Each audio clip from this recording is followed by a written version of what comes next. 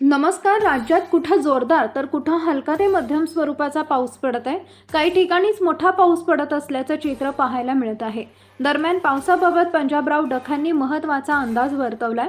येत्या 23 तारखेपासून राज्यात मोठा पाऊस होणार असल्याचा इशारा पंजाबराव डखांनी दिला आहे.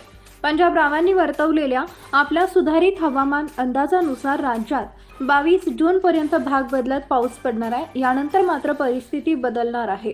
23 जून नंतर महाराष्ट्रात विदर्भाकडून पावसाला सुरुवात होणार आहे. 23 जून ते 25 जून दरम्यान तुरळक ठिकाणी पण चांगला मोठा पाऊस पडण्याची शक्यता पंजाबराव डखांनी वर्तवली आहे. दरम्यान 26 जून ते 30 जून दरम्यान महाराष्ट्रात सगळीकडे मोठा पाऊस पडण्याची शक्यता आहे.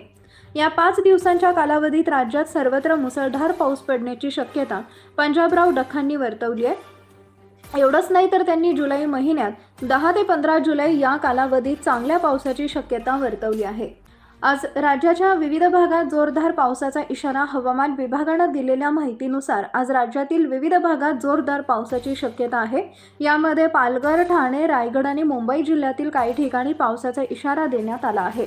दरम्यान पुढील 24 तासांसाठी मुंबई शहर आणि उपनगरात मध्यम ते मुसळधार पावसाची शक्यता वर्तवण्यात आली आहे.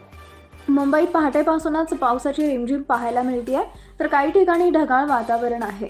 मुंबईसह पालघर, ठाणे, रत्नागिरी, रायगड, सिंधुदुर्ग या भागात मुंबईच्या हवामान खात्यानं येलो अलर्ट जारी केलाय. विदर्भातही आज पावसाचा अलर्ट देण्यात आला आहे. नवीन अपडेट मिळवण्यासाठी आता लगेच आपल्या चॅनलला सबस्क्राईब करा. धन्यवाद.